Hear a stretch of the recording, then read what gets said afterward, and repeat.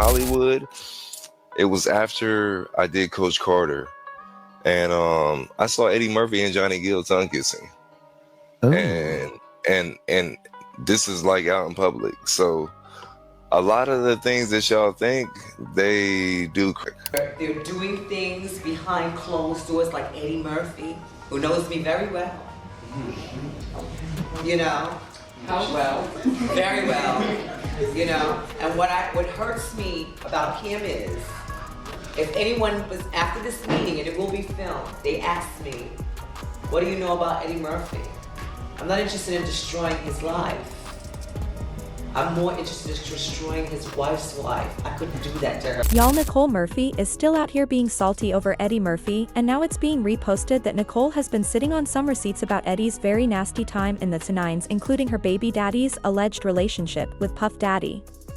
People have been saying for years how much of a big playboy Eddie Murphy was, and there's word about how he was all around Hollywood attending all sorts of crazy parties. Well, it turns out that they didn't even know the half of it, and Nicole Murphy is finally revealing everything she had to put up with until she just couldn't take it no more and wanted out. It turns out that Eddie Murphy was out almost every night, not just partying, but allegedly getting down with some other male celebrities and transgender escorts, and would go as far as even soliciting them for himself right on the streets of Hollywood. But is there really any truth to this, or is she just being a bitter ex-wife? Well, we going to get into it now. I ain't going to lie. When Nicole and Eddie Murphy announced that they were going to get a divorce back in 2005, it was a bit of a shocker, because it did seem that they were in it for the long haul. Mind you, they met back in 1988 and began dating almost as soon as they laid eyes on each other. Before long they moved in together, and their daughter Bria was even born before they got married in 1993. But then Hollywood has always been a dog-eats-dog type of place, and even though it seemed like they were a classic Hollywood couple, they eventually filed for divorce in 2005, stating that there were irreconcilable differences. The two of them said that their lifestyles were just that incompatible at that point, and there was nothing else they could do but go their separate ways. And during that time that they were apart, Nicole received a lot of criticism because it appeared that she was only wanting his money. She received a $15 million settlement from him, but she lost it all in a scam that made her the subject of media attention after she was seen kissing a very married man. Eddie Murphy and Antoine Fuqua discussed the entire matter, claiming that Nicole's actions embarrassed her family. However, Nicole wasn't content to just listen to people talk negatively about her, so for a while she was given tidbits about why her marriage to Eddie ended and why she decided to maintain her last name in spite of their disagreement. I would drop Murphy if I get remarried. And I always get asked that question, how come you still have Murphy? Blah, blah, blah, blah, blah. I'm like, listen, I was married to that man for years, okay? I earned my name. I deserve my name. I have 5 children with that name. I didn't see any harm in keeping my last name. According to Nicole's book I Song for You, My Life with Whitney Houston, there were still allegedly some very shady things going on with Eddie, particularly between him and his several relationships that she kept hidden. Eddie has always been a bit of a party animal, as evidenced by his song in which he admitted that he liked to party constantly and that he could never really stay with one woman for very long before getting bored and leaving. Robin Crawford went into some detail about how Eddie and Whitney's relationship played out. One minute he was chasing her, and the next minute he was over it and turned around to be very manipulative and unkind. Robin even said in her book that Eddie would go out of his way to allegedly make fun of Whitney's hair and wig and would throw jabs at her until they eventually went their separate ways, even after Nicole.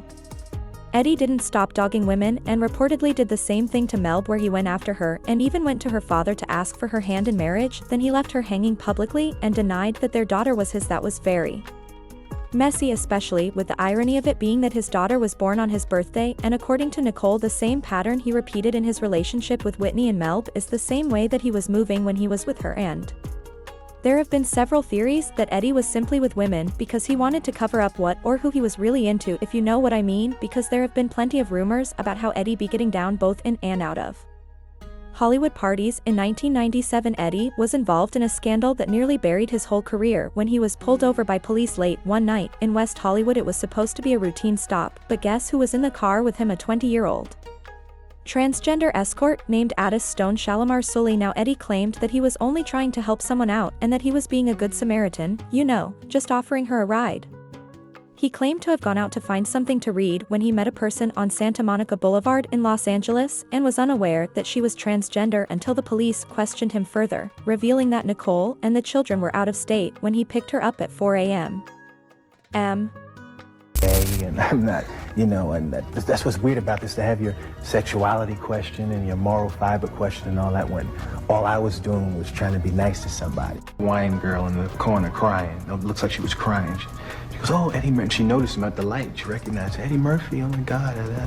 So I go, what are you doing? Why are you out here working the streets so late? She goes, oh, I'm on my way home. Can you give me a ride? Now, Eddie did this when he was about 4 years into his marriage to Nicole. What are the chances that he just happened to accept the escort as a courtesy? Even though Eddie managed to escape the scandal unscathed, everything came back to haunt him when Octavia St. Laurent called him out once more. Octavia has never held back when speaking her mind and was extremely proud of being a transgender woman. When she called out, Eddie, child, she shouted out his name. Perverted undercover fags that run around talking about how straight they are. You got big-time celebrities that go around in their cars picking up transvestites, having sex with them, and then getting on national TV making fun of them. Everything you do in life is like a boomerang. When you throw it, it eventually comes back. Octavia and Eddie allegedly dated for a while, and one thing she said she wasn't happy about was how he treated the transgender women that he had been dealing with, and implied that he was ashamed and wanted to hide his relationship with them, and they're married to wouldn't believe a word you said about them. And these are the reason why we have to start speaking out. Because these men who are famous or straight or perceived to be these macho guys are coming out behind their wives, their children, having oral sex, being the women behind their women's backs. Now have their women's backs, although he publicly denied it. Word spread that Eddie was a known chaser and that many transgender women in the industry at the time had been with him. He also allegedly enjoyed wearing sexy lingerie behind closed doors, which infuriated many people because he would then go on TV and make fun of trans and gay people, saying how disgusting they were. However, it wasn't just the sex workers that Eddie was hanging around with, because some of the so-called male industry friends that he moved around with were also people he had regular intimate relationships with, one of whom just so happened to be R&B singer Johnny Gill. In 2005, following a breakup, Johnny Gill's ex-girlfriend came forward to reveal that she broke up with him because she thought his relationship with Eddie was a little strange. She also added, Johnny and Eddie have always been very close friends, but I could not compete with their relationship. It was strange, I can't even explain it. According to some sources, Johnny was actually living in a guest house on Eddie Murphy's property at the time, and it was speculated that perhaps one of the reasons Nicole Murphy had to leave was because she had grown weary of dealing with both of them and their strange relationship. However, it turns out that these rumors may actually have some truth to them, because a male entertainer who frequently attended Diddy's parties revealed some shocking information that nobody was prepared for. Ever since Diddy's arrest, a lot of information about what went on behind closed doors in Hollywood has been coming out, and it has been anything but pretty. This escort named Flash essentially confirmed all the rumors that were circulating that Eddie and Johnny were actually a couple, and that he had witnessed them becoming intimate at one of those parties.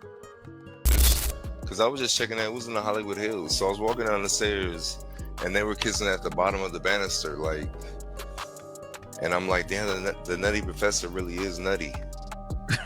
like he really is, like, and they were going at it, like, for real, like swallowing tongues. It's not difficult to believe this, honestly, because one thing we know for sure at the moment is that many DL men in the industry go out of their way to make it seem otherwise, and Eddie has a long history of battling DL rumors head-on. As a result, even though he has made an effort to disassociate himself from the rumors, people have pointed out that it's no accident that his name has come up repeatedly. One user wrote, "Nothing surprises me about these celebrities anymore, nothing surprises me about these black gay men either, therefore, anything's possible, more power to them both." Another said, "It might be true that Johnny Gill is actually residing in a guest house on Eddie Murphy's property in California. People had warned her about the download rumors years ago, and then another one really went there. None of this sounds unbelievable. People should just be themselves and not give a damn. But what do you guys think about this? Did you hear any rumors about Eddie Murphy back in the day? Please share your thoughts in the comments section below, and don't you dare click off without hitting that like button. Make sure to subscribe as well, and I'll see you in the next video. Goodbye, buddies.